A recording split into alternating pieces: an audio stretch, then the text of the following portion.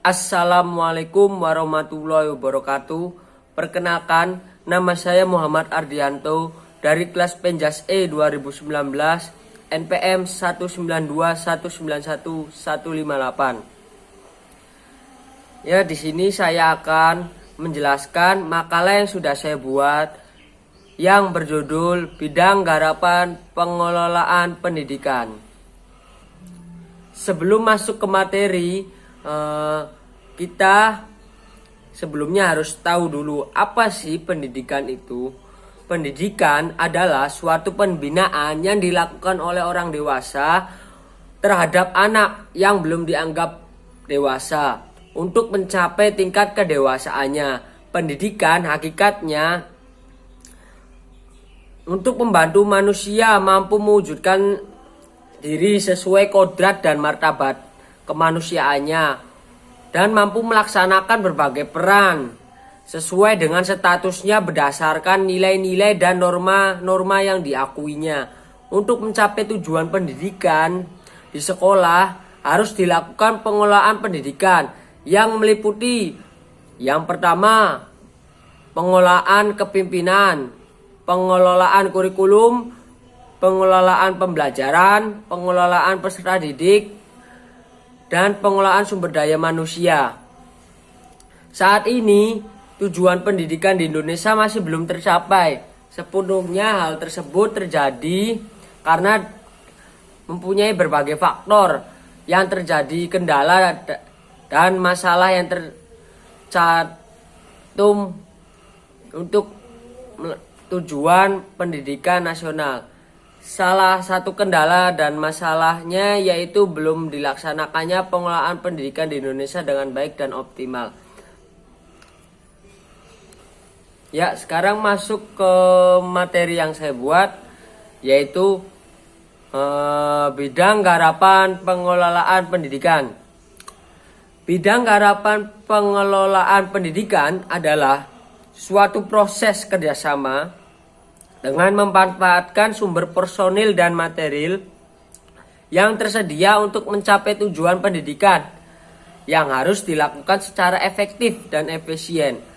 Pengelolaan pendidikan, bidang garapan pengelolaan pendidikan menjelaskan tentang bidang garapan yang pada pendidikan yang meliputi yang pertama, pengelolaan kurikulum, pengelolaan kesiswaan, pengelolaan sarana prasarana, pengelolaan tenaga pendidikan, pengelolaan keuangan pendidikan, serta pengelolaan hubungan masyarakat dan pendidikan.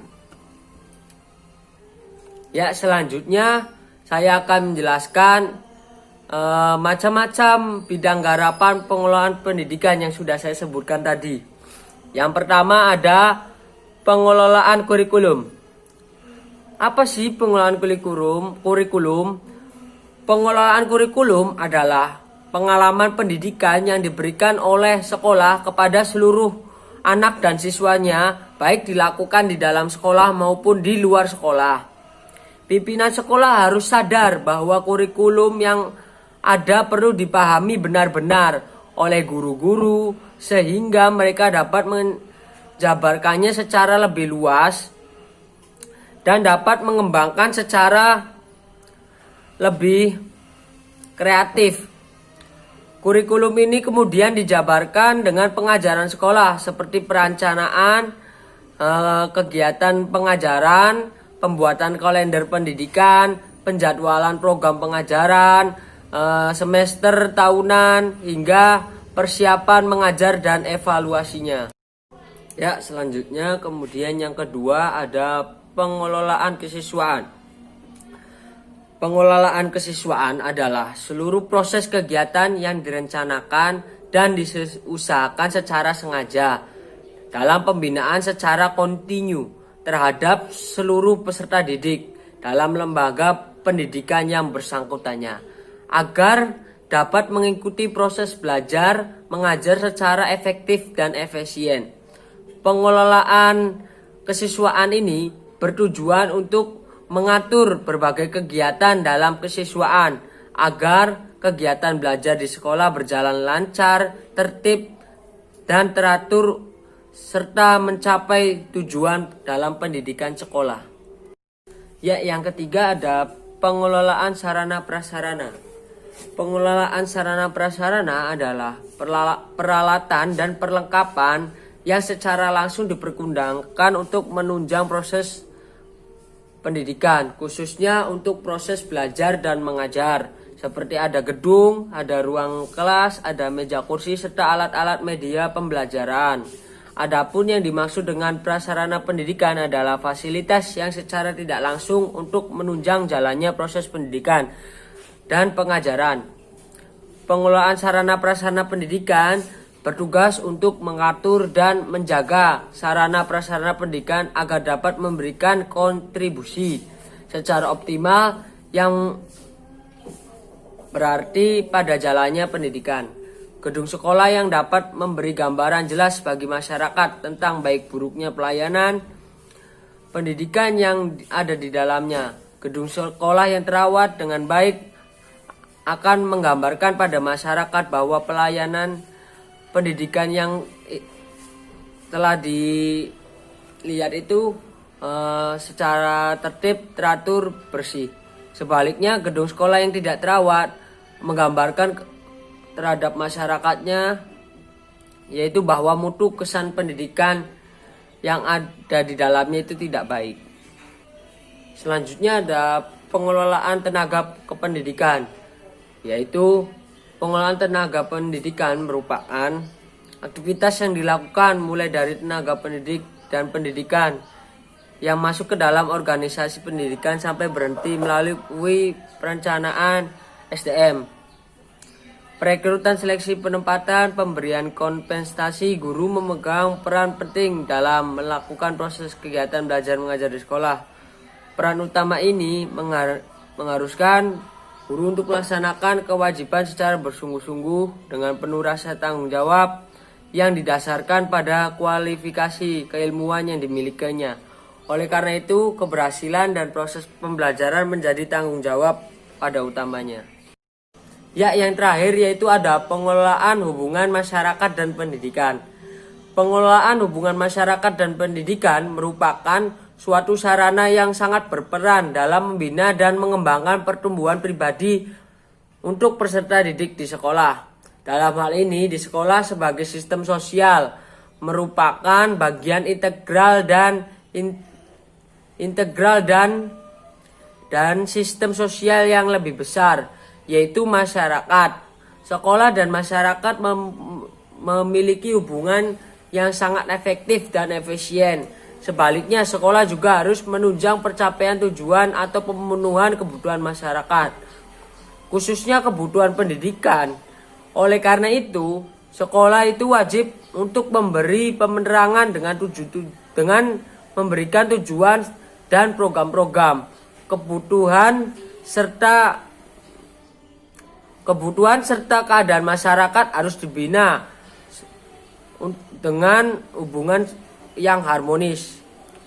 Hubungan sekolah dengan masyarakat bertujuan untuk antara lain, yang pertama, untuk memajukan kualitas pembelajaran pertumbuhan anak. Yang kedua, untuk memperkokoh tujuan serta meningkatkan kualitas hidup dan peningkatan masyarakat. Yang ketiga, untuk menggairahkan masyarakat untuk menjalin hubungan dengan sekolah dan untuk merealisasikan tujuan tersebut. Banyak cara yang bisa dilakukan oleh sekolah dalam menarik simpati masyarakat terhadap sekolah. Ya, yang terakhir yaitu ada pengelolaan hubungan masyarakat dan pendidikan. Pengelolaan hubungan masyarakat dan pendidikan merupakan suatu sarana yang sangat berperan dalam membina dan mengembangkan pertumbuhan pribadi untuk peserta didik di sekolah. Dalam hal ini, di sekolah sebagai sistem sosial merupakan bagian integral dan sistem sosial yang lebih besar, yaitu masyarakat. Sekolah dan masyarakat memiliki hubungan yang sangat efektif dan efisien. Sebaliknya, sekolah juga harus menunjang pencapaian tujuan atau pemenuhan kebutuhan masyarakat, khususnya kebutuhan pendidikan.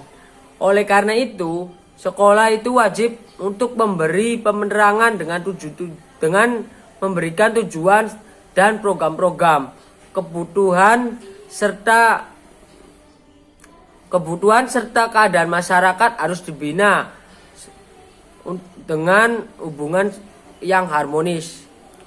Hubungan sekolah dengan masyarakat bertujuan untuk antara lain yang pertama untuk memajukan kualitas pembelajaran pertumbuhan anak.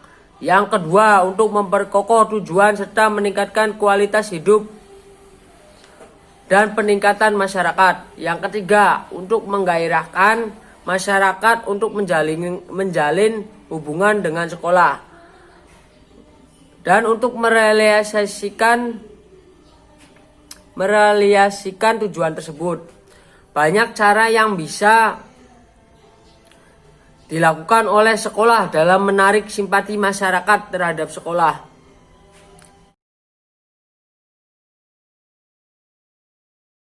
Hal tersebut antara lain dapat dilakukan dengan memberitahu masyarakat mengenai proses-proses program sekolah, baik program yang telah dilaksanakan dan yang sedang dilaksanakan maupun yang akan dilaksanakan, sehingga masyarakat dapat mendapatkan gambaran yang jelas tentang masalah pendidikan. Ya, selanjutnya yaitu saya akan menjelaskan isi dari kesimpulan dan saran dari tugas makalah saya. Saya mengambil kesimpulan yaitu garapan pengelolaan pendidikan adalah semua jenis kegiatan manajemen garapan yang secara langsung maupun tidak langsung itu terlibat dalam kegiatan kependidikan. Sarannya yaitu meningkatkan mutu kemajuan pendidikan khususnya di Indonesia. Sangatlah penting agar bisa menjadi negara yang maju dan bisa mencetak generasi yang unggul untuk bisa bersaing dengan negara lain. Ya, kurang lebihnya mohon maaf. Saya juga masih belajar di sini. Segitu saja yang dapat saya jelaskan isi makalah yang sudah saya tugaskan. Kurang lebihnya mohon maaf. Wassalamualaikum warahmatullahi wabarakatuh. See you next time.